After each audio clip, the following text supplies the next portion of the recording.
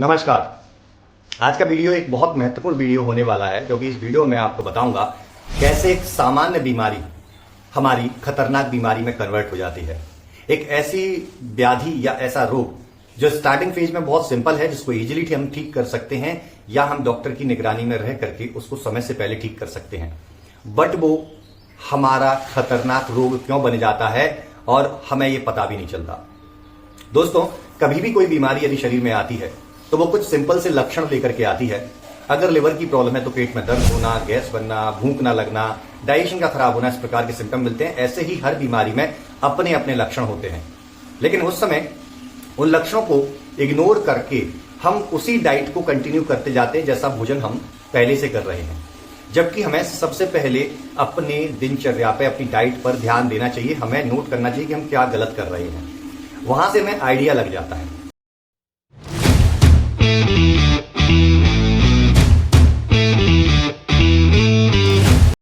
दूसरा पॉइंट इसमें कि हम फ्लक्चुएट, डॉक्टर बदलते रहते हैं।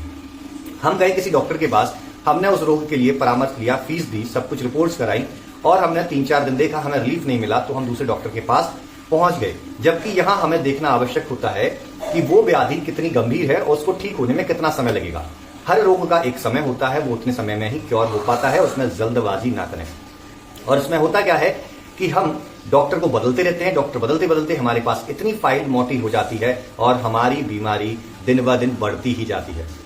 डॉक्टर के पास यदि आप जा रहे हैं तो आपको डॉक्टर से पूछना है कि सर ये कितना समय लेगा, कितना गंभीर रोग है। आप ये जानकारी जरूर लें, ये आपका अधिकार है। दूसरा, आप एक चीज और नोटिस करें कि जब आप दवा ले रहे हैं, उस दवा लेते वक्त आपके सिम्टम्स कम हो रहे हैं या सिम्टम्स रुक गए हैं, बीमारी बढ़ने से रुक गई है। अगर बीमारी बढ़ने से रुक गई है तो आप सही रास्ते पे हैं और एक सही डॉक्टर आपको अगर ये बता सकता है बीमारी कितनी गंभीर है और कितने समय तक आप इसमें ठीक हो सकते हैं, तो समझ लीजिए कि आप एक सही डॉक्टर के हाथ में हैं।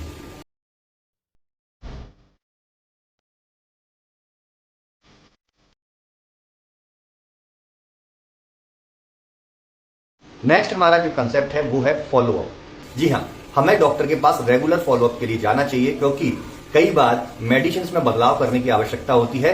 क्योंकि मेडिसिन, कई ऐसी बीमारियां होती हैं जिन बीमारियों में समय समय पर मेडिसिन बदली जाती हैं। जी हाँ, कुछ बीमारियों का स्टेप होता है कि 15 डेज तक हम इन मेडिसिन के थ्रू बॉडी की क्लींजिंग करेंगे, 15 डेज तक हम इसको क्योर करेंगे, अगले 15 डेज में हम इसका रिकवरी रेशियो चेक करेंगे कि ये रिकवरी होगी या नहीं होगी, ये दोबारा बीमारी वापस आएगी या नहीं आएगी। और फिर 15 डेज में भी हो सकता है कि वो आपको एक पोस्ट ट्रीटमेंट भी प्रदान करे, जिसमें आपकी बॉडी पहले से ज्यादा स्वस्थ हो और आपकी बॉडी के अंदर ऐसी इम्यून सिस्टम तैयार हो सके जिससे वो रोग आपको दोबारा ना लगे।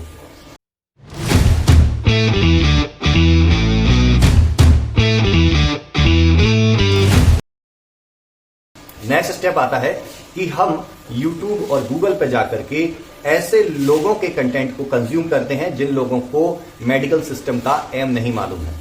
ना तो वो आयुर्वेद के एक्सपर्ट हैं, कोई डिग्री होल्डर नहीं है, ना ही उन्होंने इसकी कोई पढ़ाई की है।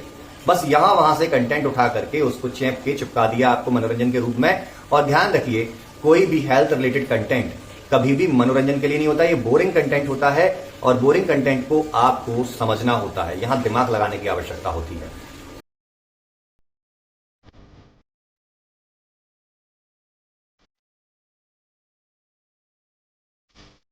नेक्स्ट स्टेप आता है, वो होता है कि हम जिस बीमारी से पीड़ित हैं, क्या उस बीमारी के जो परहेज हमने डॉक्टर ने बताए हैं उसमें क्या आपको खाना है, क्या नहीं खाना है, डूज एंड डोंट्स जो क्लियरली बताए हैं उनको फॉलो आप कर रहे हैं या नहीं कर रहे हैं। इवन मैं तो अपने पेशेंट्स को ये तक सलाह देता हूं कि आप एक डायरी लीजिए, उस डायरी में डेली आपकी दिनचर्या हो सके तो शाम को बैठ के आप लिखिए कि आपने कितने समय क्या किया और क्या आपने गलत किया पूरे दिन भर में। इससे क्या होगा कि आपकी सेल्फ एनालिसिस तैयार होती है कि मैंने पूरे दिन में ये गलत किया, और आप जब डॉक्टर को जाके वो बताते हैं तो डॉक्टर क्लियर कट डायग्नोस बना पाता है कि आपने क्या गड़बड़ किया और अब डॉक्टर को नेक्स्ट स्टेप क्या लेना चाहिए।